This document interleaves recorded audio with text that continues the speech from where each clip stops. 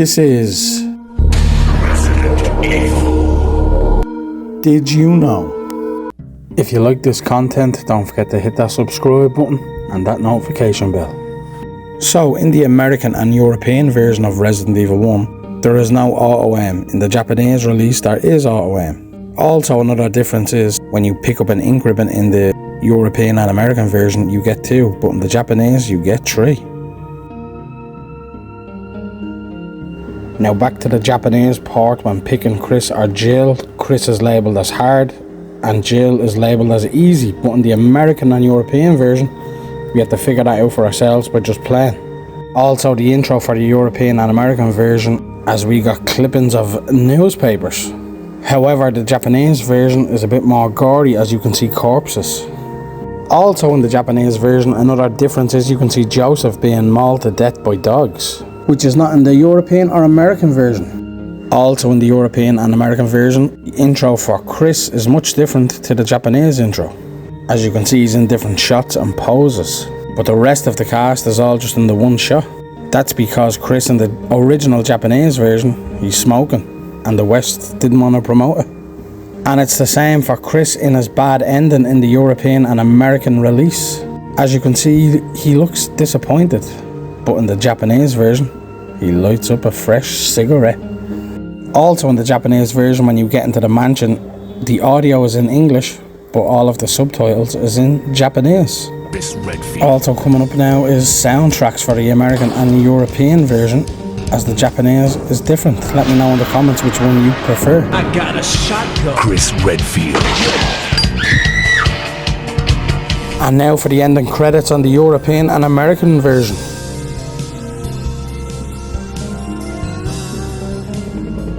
And now here is the Japanese version.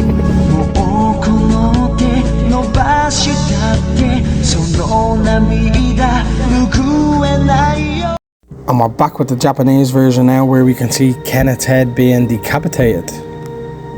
Also the ending credits for the Japanese version, you can see the main characters being mauled to death, which we never got in the European or American version.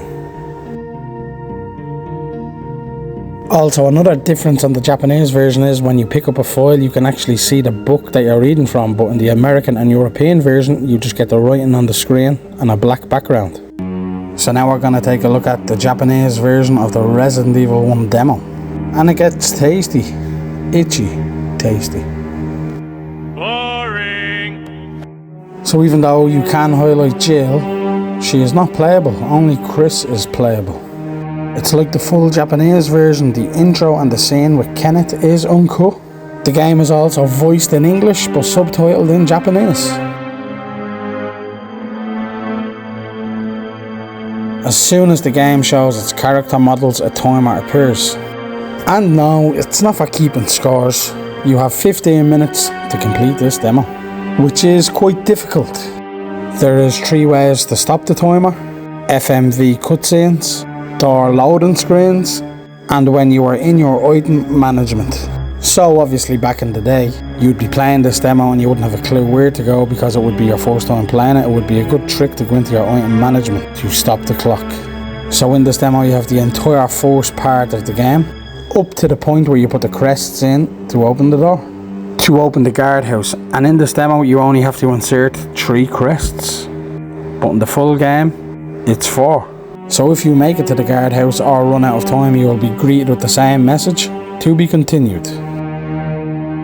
Also in the demo, while exploring the Spencer mansion, the wooden emblem isn't over the fireplace. Instead, it's in the room where you usually get the map from the statue. It looks super weird having this emblem in the statue, but it also means it's a requirement to progress. In the demo, that is.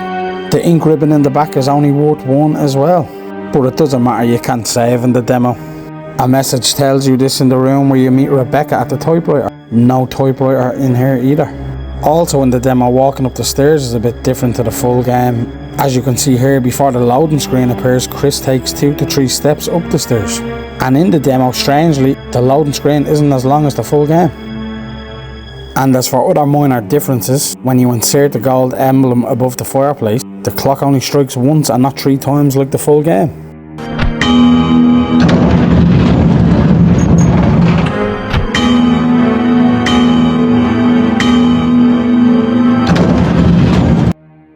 Also in the Japanese demo there is no music during the yawn fight.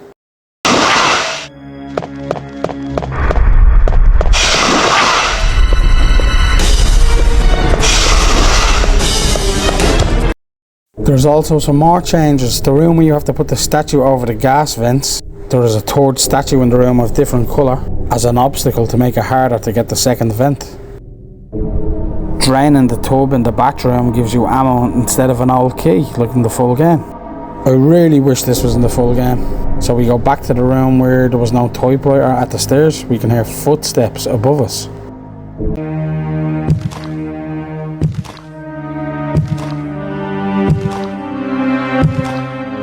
Upon leaving the room, there'll be a zombie outside waiting for us that walked down the stairs. We did get something similar in Director's Cut in the advanced mode, where some zombies would enter rooms at scripted times. So above the room where there's no typewriter and we heard the footsteps, there is also a message on the wall up here, which I then sent to one of my friends who can actually speak Japanese. So the message reads, "Breathing is painful, someone stop this suffering." This also reminds me of the Itchy Tasty file, where he talks about a slow transformation of turning into a zombie. Now we're gonna dive into some Resident Evil prototypes.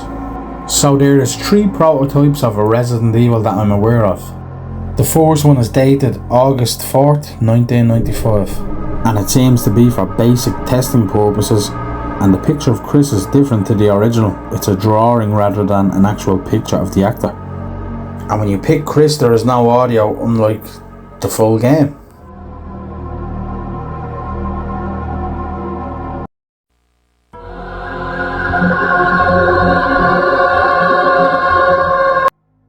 And also in the prototype, the only track in the game is the one from the full release that plays after you complete the painting puzzle to get the wind crest.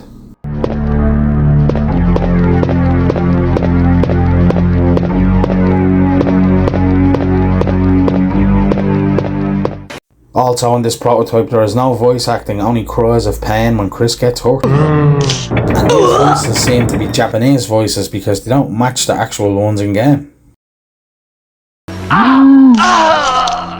So you start in the main hall with no cutscene and can only access some rooms in the mansion, and upstairs is off limits. There is also no inventory screen either. Also in this prototype there is no run button, you just have to double tap the arrow in the direction you're going and he runs. And this bit reminds me of GTA, you can just switch through your weapons from the click of a button. Also before you use the knife there's no knife stance, he just attacks with it. And you also have infinite ammo and health.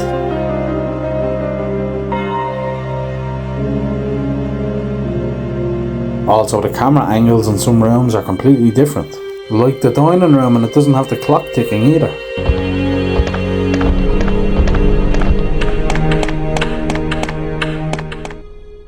There's also zombies in that dining room, and even if you kill them and leave and come back, they're back alive. Now we're gonna go to the hallway where we have Kenneth, but his body isn't here in the prototype. Also we have a hunter that looks different from the full release. Or also sounds different with higher pitched screams.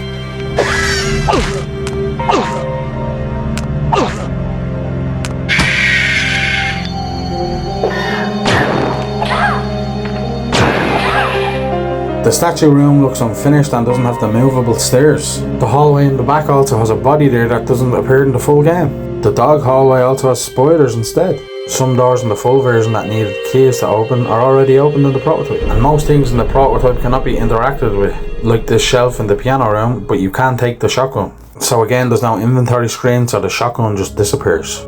And I think that's to show that the trap exists with the fallen ceiling. That also means you can't put the shotgun back, but like the official release, when you're Jill, Barry comes to the rescue.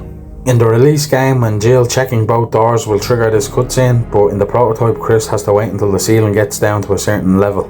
And you actually have to leave yourself, unlike in the official release where that happens automatically. The scenario ends when you get past the door that you would usually have to insert the crests to open, but in this there's nowhere to even put them. And Yawn appears in this room where you would usually get the squared shaped crank, with music that doesn't match his theme in the final product. So the only way you can die in this prototype is being crushed by the ceiling, and you don't get the iconic "You died" written in blood. you get a simple text saying, "Game over." We are now onto the second prototype, which is dated October 4th, 1995.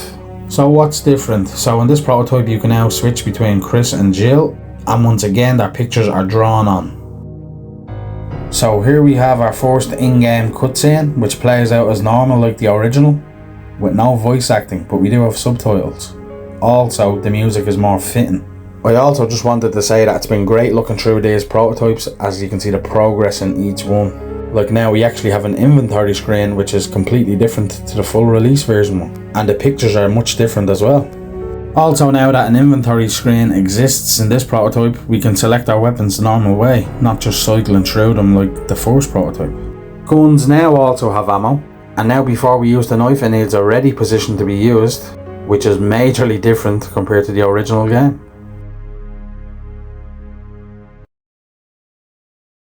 There is also now a zombie in the Kenneth hallway, but still no Kenneth or FMV scene. A Magnum is quickly available downstairs in the dressing room, which is usually a New Game Plus area, and nothing inside the room is usable.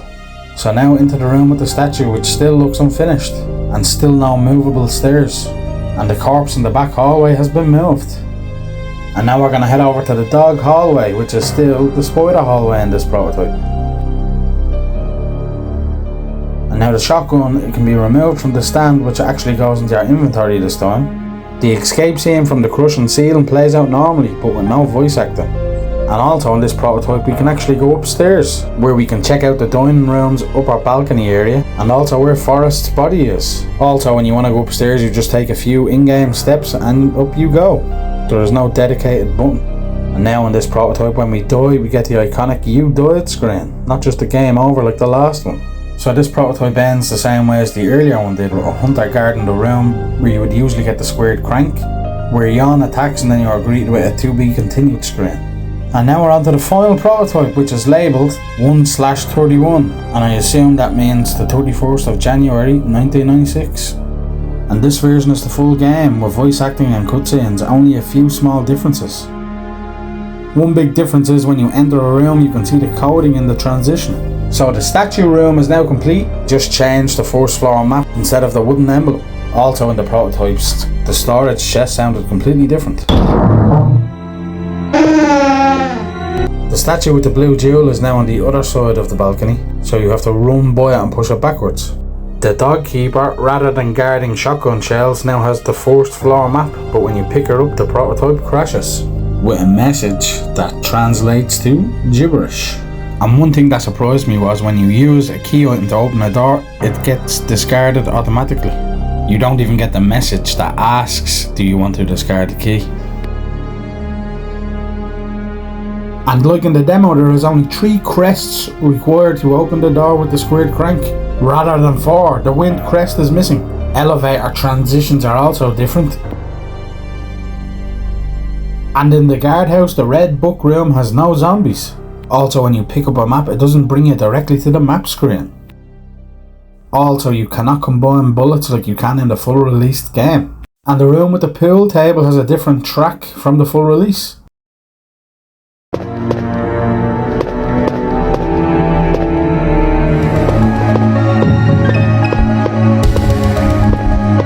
Also, naked zombies appear in the mansion in the basement. We only see them in the in-game lab. Another difference is the elevator's battery appears in a secret room behind the bookcase, rather than in a small room and ammo. Now onto a very strange difference. The Magnum has different ammo, and they are called dum-dum rounds. And they were to do less damage to zombies and hunters, but more damage to bosses like the Tyrant. I think it was scrapped because normal Magnum rounds are strong enough to take down nearly anything. Enrico also has the hex crank on him, rather than near the entrance of the room he is in.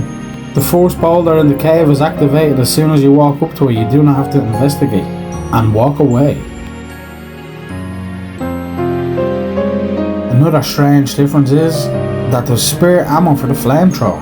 In the lab, the naked zombies are eating a dead corpse other than just standing around. There's also a naked zombie hanging out of a wall.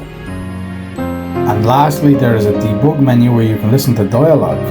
Who killed him, I wonder?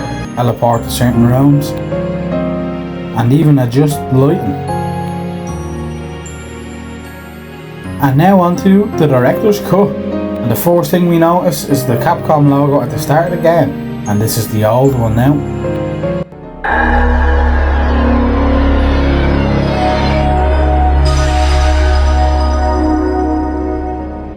And this is the new one, the director's cut version.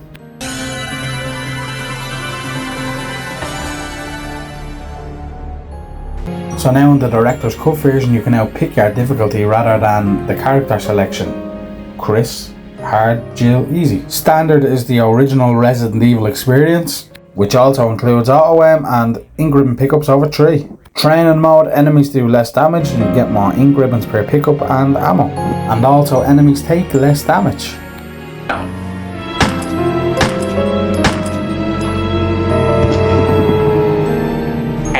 And advanced mode is like a whole different game. Camera angles have changed and rooms have been retextured as well. Item and enemy positions have changed and some enemies are a lot faster.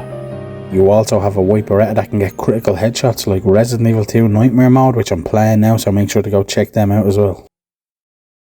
Chris and Jill also start off with brand new costumes and the closet is already unlocked. Instead of a casual outfit, she gets a police uniform with no sleeves.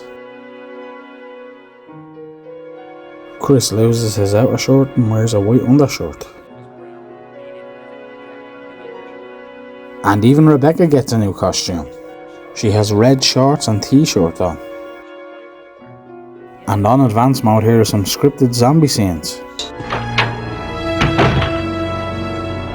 And here's a special scene with Forrest. Finally, if you beat advanced mode and save all your partners, to get the best ending you unlock an infinite Colt Python. And if advanced mode is too difficult, highlight it and hold right on the D-pad until the word turns green. And now when you pick up ammo you will get double. So even if you own the original copy of Resident Evil, Director's Cut is well worth the pickup just for advanced mode alone. After choosing difficulty, there are still a couple of things to notice. And the first thing to notice is, on the Director's Cut, the Japanese version uses the same music as the Western version. Chris Redfield. Now, Capcom, why are you telling us lies? Now on the back of the box it says, the complete uncut and uncensored Resident Evil cinemas. This is a complete lie. The game is exactly censored as it was before. The only exception is the French and German version of Resident Evil Director's Cut, which is not uncensored. Also the cutscenes of the newspaper are in black and white, but the French and German, they're in full colour. Now we are going to look over the Director's Cut DualShock version, which supports analog and rumble function. Chris and Jill have less health in this version and the enemies all have more health. Ink ribbon pickups are back to 2, but you get to keep your auto aim. However, at advanced difficulty you get 3 ribbons.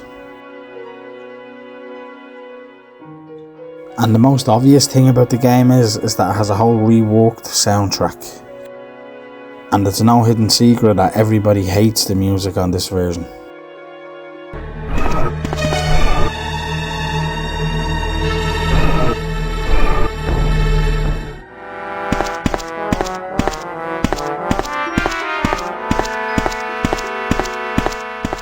As far as I know, these are the only changes. So guys, I hope you have enjoyed the video.